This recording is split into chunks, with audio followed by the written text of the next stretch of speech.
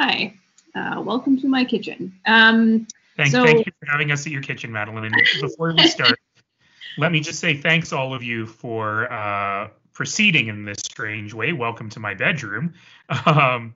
I just thought that there's so much going on. It would be helpful for us to be able to comment on news of the day, and I didn't want everyone to have to haul in. And we didn't do a media availability at the EOC today, so we thought this might be a nice way of doing it. And I'm happy to see so many people here. This might be the biggest scrum ever. Anyway, go ahead, Madeline. So I just wanted to quickly ask about the situation with homeless shelters.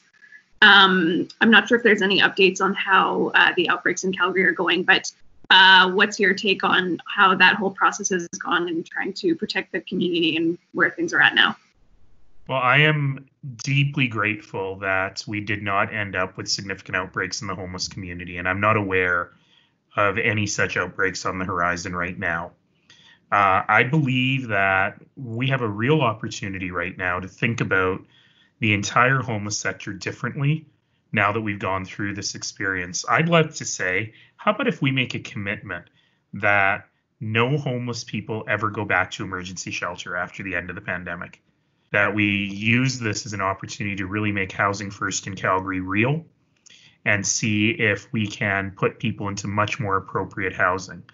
Now, all of that said, I think that the overflow shelters at the TELUS Convention Center, as well as at the First Alliance Church, have been working very well. I think that the shelters have been working very well, but I am thankful every day that we don't have any evidence of major outbreaks in the homeless population. Do you want to follow up, Madeline? Yeah, and then I'll just also ask about the Green Line. So you were talking in committee just now about how you weren't necessarily a fan of the alignment that we ended up with, but this is what you feel you can support going forward. So I guess how confident are you at this point that the city is ready to go ahead with what's before us currently? I'm so confident that the city has done a great job. And when we saw Michael Thompson today, being much more assertive than we usually see Michael Thompson, answering those questions, I need everyone to understand that I do not go into stuff like this lightly. And I have stress tested this team. I have asked them such difficult questions. I have forced them to go back and redo the analysis on many occasions. And I am very confident that the recommendation we have before us is a battle-tested recommendation. It is a recommendation that can be delivered on time and on budget and can get Calgarians the transit service that they've been waiting for. We don't take this stuff lightly. Now, I'm very happy to consider some minor amendments to this, but ultimately what we learned today, especially just now, is that they have looked at all of these alternatives, and this is the one with the best benefit cost ratio. It's the one with the best ridership for the money we've got, and it's the one that allows us to build further north and further south most expeditiously. Right, the next question is from Scott Dipple. His question is, Mayor, your reaction to the group trying to kill the entire north end of the Green Line, i.e. no bridge over the Bow River. Well, I mean, look, it's a terrible idea. And in fact, I learned today that it's even more of a terrible idea than I thought it was. I have been operating on the assumption that, the 16th Avenue station at the north end of Crescent Heights, frankly, is not a very good station, but it's really important for us to have it in order to continue the line. And what I learned is that's actually the third highest ridership station outside of the downtown, and that actually has a higher projected ridership than the Mackenzie Town station in terms of net new riders, which is, by the way, one of the stress test questions I asked them. Are you just taking people off of current buses, or are you actually getting new riders? And so for me, understanding that really strengthens the need to go over the river in the first phase. I'll be as blunt as I can. Anyone who says don't go over the river now, we'll go to the north later, is actually saying we will never get the LRT in the north. And I don't think that's right. Follow-up question. What if the bridge Center Street portion is broken off into third contract and see how the bids come in on Southeast Leg and Downtown Tunnel first? That's not a terrible idea, actually. It was the first time I heard about it when it was presented by some developers yesterday. Their reasoning was they think that the bids will come in under budget, allowing us to do a little bit more in terms of the bridge and the Center Street streetscape. And the recommendations before us do actually suggest a lot more discussion with people on the north bit of that. So I wouldn't mind procuring that separately. I just have to understand from our administration how that might work.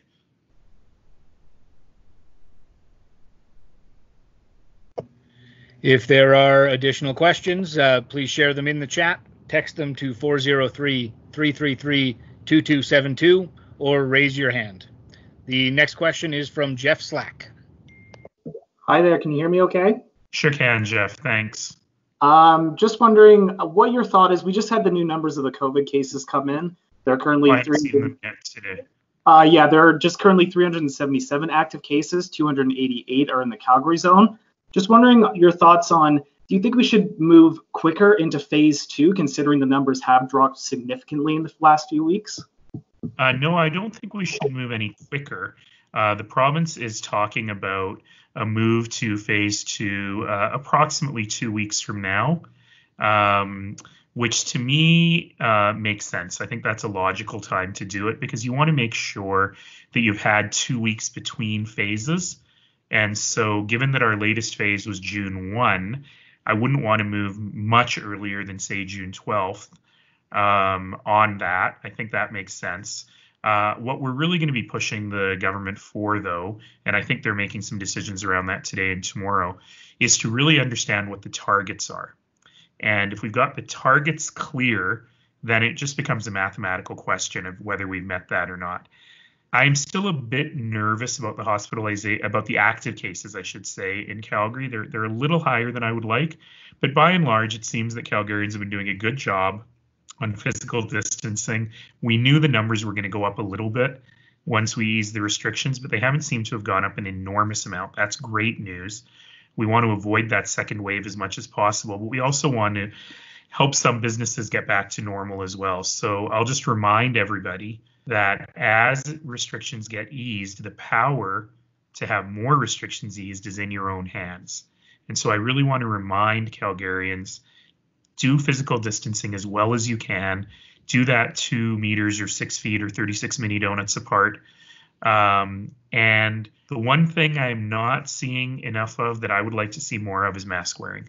The public health guidance on this is very clear, that if you're going to be in a place where you're going to come within 6 feet of anybody, then you really should be covering your nose and mouth. And so I would like to see a lot more in the way of face coverings, and I think that will help us keep these numbers down. Jeff, do you have a follow-up? Yeah, I know that you had tweeted, I think it was earlier today, just about the protests that are going on down in the States and some that we're having here. Just wondering if I could get just expand a little bit on that. And there's apparently another protest or demonstration that's going to happen tomorrow. I don't know what your schedule's like, but do you plan to show up and maybe make a few remarks? The first thing I should say is I've been thinking so much about the pandemic and about COVID over such a long period of time that I still get super nervous when I see public gatherings. And in reality, the public health advice is that we should not have gatherings over 50 people. So that would keep me away from coming to these mass gatherings, just because I don't think that that's a great idea, but not the content of what they're talking about.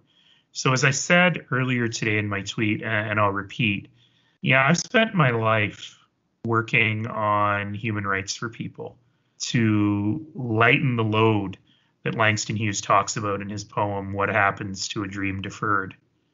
And I've done a lot of that work within the system. I even got elected to public office. But I've also organized a lot of protests, a lot of peaceful protests. I've participated in a lot of marches, because sometimes those are important. They're important for people to express how they feel. There's certainly their fundamental right to do them. And this is a real chance for us as Canadians to, number one, acknowledge the very real racism, personal and systemic, that still exists in this country. We can't be smug. We can't look at the pictures and the video from the US and say, that's down there. Thank goodness we're up here. The context is very different. But in reality, we are still facing many of the same issues for Black Canadians, for people of color more generally, particularly for Indigenous Canadians. And so it's important for us to, number one, acknowledge that. Number two, it's important for us to realize that it's not enough just to not be racist. But each of us has to commit to being anti-racist. In other words, we have to call out and fight against racism wherever we see it. And I think it's important for us to have those discussions. As for the protests themselves, thank you for being peaceful. Thank you for standing up positively for the rights of yourselves and for each other. And I want to highlight too, as my colleagues at the Calgary Police Service have themselves said, the women and men of the Calgary Police Service are not perfect. They've got a long ways to go, but they've also come a long ways, as we all have. And in particular, the women and men of the Calgary Police Service have been on a journey to figure out how they can be allies to the people who are most marginalized in our community.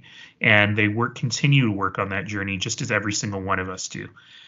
And I got to tell you that I know it doesn't solve everything. I know police officers kneeling isn't a solution. But you know what? It's a good step. And when I saw those photos of my colleagues at the Calgary Police Service deeply engaging with the protesters, listening, understanding their concerns, I was very proud. So I'm very proud of how Calgarians have dealt with this, and I hope that that's something that continues. That was a very long answer to a short question, but thank you for giving me the chance. Mayor Nenshi, the next question is from Mike Tarasco. What can be done to ensure that these rallies are done safely? I know that the organizers of the rally yesterday really tried hard. Like if you look at their Instagram, they talk about social distancing, stay in groups of 5, wear a face covering. I think they were just frankly really overwhelmed by the number of people that they had, and it was frankly impossible to do that level of social distancing between the groups. So I know that the Calgary Police and my colleagues in City, Bylaw, and others are working with the organizers of these groups to make sure they stay safe. Ultimately, that's up to the participants. And I think that we really saw enormous impact from people being peaceful and being safe. Your next question is from Scott Dipple again. What will the Prime Minister's announcement yesterday on municipal funding, advanced gas tax cash, mean for Calgary? How will the money be used? And not much, I'm sorry to say, because this is not new money. This is an advancement of money that we were expecting to get later in the year that has already been budgeted for various capital needs. That said, good on the federal government for doing it. There are a lot of cities that are facing very serious cash flow problems, and getting that money earlier rather than later will be very helpful. But that's not new money. It's not going to build anything exciting. I will not show up with that money at the Green Line Committee this afternoon and go, oh, by the way, we can go north and south. I wish I could, but we can't. But nonetheless, it's helpful. It's a good first step, and I'm happy to have it.